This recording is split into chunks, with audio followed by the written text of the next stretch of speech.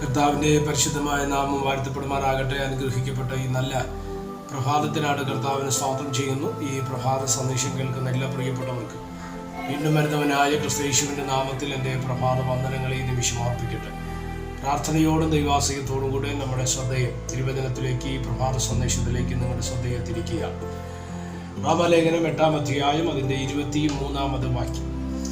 ആത്മാവെന്ന ആദ്യ ദാനം ലഭിച്ചിരിക്കുന്ന നാമം നമ്മുടെ ശരീരത്തിൻ്റെ വീണ്ടെടുപ്പായ പുത്രത്വത്തിന് കാത്തുകൊണ്ട് ഉള്ളിൽ ഞരങ്ങുന്നു. ഈ വാക്യങ്ങൾക്കാണ് ദൈവത്തിന് സ്തോത്രം ചെയ്യുന്നത്. ആഴമേറിയ ഒരു ദൈവജന ചിന്തയാണ് നമ്മൾ ഇന്ന് പ്രഭാതത്തിൽ വായിപ്പാൻ തക്കവണ്ണം ഇടവരുന്നത്. ഒരു ക്രിസ്തീയ വിശ്വാസി, ഇല്ലെങ്കിൽ രക്ഷിക്കപ്പെട്ട് സ്നാനപ്പെട്ട് ഒരു ദൈവവേദനായി ജീവിക്കുന്ന ഒരു യഥാർത്ഥ വിശ്വാസിക്ക് ഉള്ളിൽ ഞരക്കമുണ്ടോ അല്ലെങ്കിൽ ഞരങ്ങുമോ എന്നുള്ളത് നമ്മൾ ചിന്തിക്കേണ്ടതാണ്. ഈ ലോകത്തിൽ നമുക്ക് ലഭ്യമാകേണ്ടുന്ന ദൈവത്താൽ അനുവദനീയമായ സന്തോഷങ്ങളും ആനന്ദങ്ങളും ഉണ്ട്, അല്ലേ? ദൈവത്താൽ അനുവദനീയമല്ലാത്തതുകൊണ്ട് അതിലേക്കാണ് പലപ്പോഴും മനുഷ്യന്റെ കണ്ണുകൾ എന്ത് ചെയ്യാറുള്ളത്, പോകാറുള്ളത്. യേശു തന്നെ പറഞ്ഞു, കർത്താവിങ്കിലേക്കുള്ള അല്ലെങ്കിൽ നിത്യതയിലേക്കുള്ള വഴി ഇടുക്കമാണ്, ഞെരുക്കമാണ്, ആ വഴി കടക്കുന്നവർ ചുരുക്കവുമാണ്. എന്നാൽ വിശാലതയുള്ള വഴികളുണ്ട്, അല്ലേ? അതിൽ കൂടെ കടന്നു പോകുന്നവർ അനേകരാണ്. അപ്പം യഥാർത്ഥ ക്രിസ്തീയ വിശ്വാസിയായി ജീവിക്കുവാൻ താല്പര്യപ്പെടുന്ന ഒരാൾ ഉള്ളിൽ എന്ത് ചെയ്യുന്നുണ്ട്? ഞരങ്ങുന്നുണ്ട്. എന്തിനാ ഞരങ്ങുന്നത്? എങ്ങനെയും ഏത് വിധേനയും നമുക്ക് എവിടെ എത്തണം? ദൈവസന്നിധിയിൽ എത്തേണ്ടത് ആവശ്യമാണ്. അതിന് വിരോധമായി നിൽക്കുന്ന പലതരത്തിലുള്ള ക്ലേശങ്ങളുണ്ട്. അതിൽ ഒരു ക്ലേശമാണ് നമ്മളിവിടെ വായിപ്പാൻ തക്കവണ്ണം ഇടവന്നത്.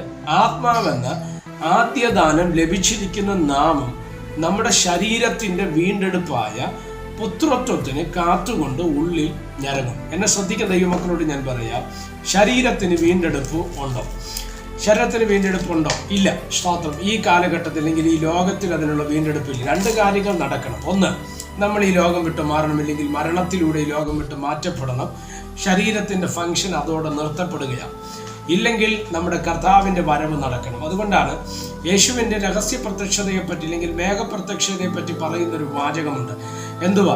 സ്തോത്രം. ജീവനോട് ശേഷിക്കുന്ന നാം രൂപാന്തരപ്പെട്ട്, അങ്ങനെ വാക്യം, നാം എടുക്കപ്പെടുമെന്നല്ല, നാം എങ്ങനെ എടുക്കപ്പെടും? രൂപാന്തരപ്പെട്ട് എടുക്കപ്പെടും. അവിടെ നിന്നോട് ശരീരത്തിന്റെ വീണ്ടെടുപ്പ് പൂർത്തിയാക്കപ്പെടുകയാണ്. അതുവരെ, ഇല്ലെങ്കിൽ മരണം വരെ, ഇല്ലെങ്കിൽ കർത്താവിന്റെ വരവ് വരെ ശരീരത്തിന് എന്തില്ല? വീണ്ടെടുപ്പില്ല. നമുക്കറിയാം, നമ്മുടെ കർത്താവ് സൃഷ്ടിച്ചത് ഭയങ്കരവും അതിശയകരവുമായിട്ടാണ്. നമ്മളെ സൃഷ്ടിച്ചതിൻ്റെ പിറകിലെല്ലാം ദൈവത്തിന് ഓരോ ലക്ഷ്യമുണ്ട്. നമുക്കറിയാം, നമ്മുടെ തല മുതൽ പാദം വരെ നോക്കുന്ന സമയത്ത് വിവിധ അവയവങ്ങളുണ്ട്, അല്ലേ? ഓരോ അവയവത്തിനും അതിൻ്റെതായ ഫങ്ഷൻസ് ദൈവം എന്ത് ചെയ്തിട്ടുണ്ട്? നിശ്ചയിച്ചിട്ടുണ്ട്. സ്തോത്രം. അപ്പോൾ നമ്മൾ നമ്മുടെ ശരീരത്തിലെ എല്ലാ അവയവങ്ങളെ കുറിച്ച് നമ്മൾ പഠിച്ചു കഴിഞ്ഞാൽ, മനസ്സിലാക്കി കഴിഞ്ഞാൽ, ഓരോ അവയവത്തിനും അതിൻ്റെതായ ഫങ്ഷൻസിനെ ദൈവം നിശ്ചയിച്ചിട്ടാണ് ഈ ലോകത്തിലേക്ക് ദൈവം മനുഷ്യനെ സൃഷ്ടിപ്പാൻ തക്കവണ്ണം ഇടവരുന്നത്, അല്ലേ? അപ്പോൾ ശരീരത്തിൻ്റെതായ പ്രകൃതങ്ങളുണ്ട്, സ്വഭാവങ്ങളുണ്ട്, അതിൻ്റെ സ്തോത്രം അല്ലെങ്കിൽ ഫങ്ഷൻസ് ഉണ്ട്. ഇതെല്ലാം നടക്കപ്പെടേണ്ടതാണ്. അതിനു വേണ്ടിയാണ് ദൈവം മനുഷ്യനെ സൃഷ്ടിച്ചിരിക്കുന്നത്, അല്ലേ? സ്തോത്രം. അപ്പം ഇതൊക്കെ നടക്കുമ്പോൾ തന്നെ ഒരു ദൈവവൈതൽ എങ്ങനെയാണ് ഇതിനെയൊക്കെ ജയിക്കാൻ കഴിയുക? അല്ലെങ്കിൽ ലൗകികമായ തലങ്ങൾ പലതുണ്ടല്ലോ, അല്ല? സ്തോത്രം. ശാരീരികമായി വരുന്ന, ഇല്ലെങ്കിൽ മാനുഷികമായി നമ്മുടെ ജീവിതത്തിലേക്ക്, നമ്മുടെ ആത്മീക ജീവിതത്തിന് വിരോധമായിട്ട്, ഇല്ലെങ്കിൽ നമ്മുടെ ദൈവരാജ്യ പ്രവേശനത്തിന് വിരോധമായിട്ട് ഈ ലോകത്തിൻ്റെ പാപത്തിൻ്റെയും പാപശക്തിയുടെയും സ്വാധീനങ്ങൾ നമ്മുടെ ശരീരത്തിനെ അപഹരിക്കുവാൻ, അല്ലെങ്കിൽ ശരീരത്തെ അതിനോട് ചേർത്ത് കൊണ്ടുപോകുവാൻ തക്കവണ്ണം പദ്ധതിയിടുന്ന ഇരുട്ടിൻ്റെ ശക്തികൾ അനവധിയാണ്, അല്ലേ? അപ്പോൾ ഇവിടെയൊക്കെ നമുക്ക് എങ്ങനെയാണ് ജയം നൽകാൻ കഴിയുന്നത്? അതിന് ദൈവം വെച്ചൊരു മാധ്യമമാണ് ഇവിടെ പറഞ്ഞത്, ആദ്യ ദാനമെന്ന ദൈവത്തിൻ്റെ ആത്മാവ്, അല്ലേ? സ്തോത്രം. എന്തുകൊണ്ട് നമുക്ക് ജയിക്കാൻ കഴിയുമോ ഇല്ലയോ എന്നുള്ളത് അത് നമുക്കറിയാം.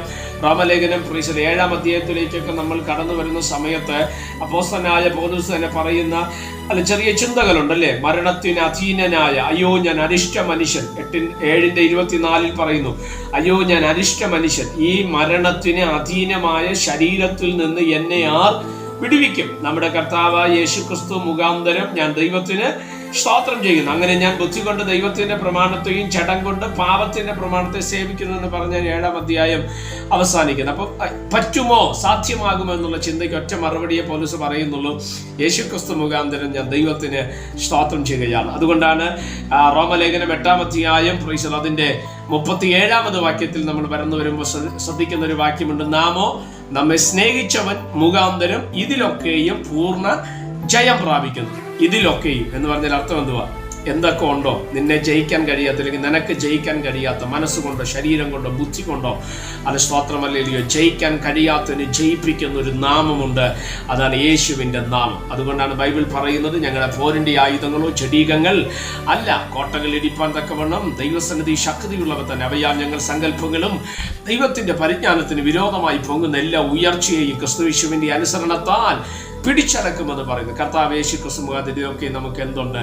ജയമുണ്ട്. കർത്താവിൽ ആശ്രയിക്കുക, പ്രാർത്ഥിക്കുക, ദൈവത്തോട് ചേർന്ന് നടക്കാൻ ആഗ്രഹിക്കുക. നിശ്ചയമായിട്ട് നമുക്കിതിലൊക്കെയും ജയം തരുവാൻ ദൈവം വിശ്വസ്തനാണ്. പ്രാർത്ഥിക്കുക. പരിശുദ്ധനായ ദൈവമേ, ഈ സന്ദേശത്തിനാണ് നന്ദിയോടെ സ്തോത്രം ചെയ്യുന്നത്. പലരും ഈ സന്ദേശം കേൾക്കുന്ന അനേകർ ദൈവത്തിനു വേണ്ടി ജീവിപ്പാൻ, കർത്താവിൻ്റെ നാമത്തെ പ്രസാദിപ്പിക്കുവാൻ ആഗ്രഹിക്കുന്നവരുണ്ട് കർത്താവേ. എന്നാൽ അപ്പോൾ തന്നെ പാപത്തെ ജയിക്കാൻ കഴിയാതെ, പാപത്തിൻ്റെ ശക്തികളെ സ്വാധീനങ്ങളെ ജയിക്കാൻ കഴിയാതെ ഇരിക്കുന്ന ചില മേഖലകളുണ്ട്. അതിന്മേലൊക്കെയും ദൈവം ജയത്തെ നൽകി അവിടെ നിന്ന് സഹായിക്കണമേ എന്ന് ഞങ്ങൾ ദൈവത്തോട് പ്രാർത്ഥിക്കുന്നു. സ്വർഗം അങ്ങനെ ചെയ്താട്ട് മഹത്വം അങ്ങേക്ക് യേശുവിൻ നാമത്തിൽ തന്നെ. ആമേൻ. എല്ലാവരെയും ദൈവം അനുഗ്രഹിക്കട്ടെ. God bless you.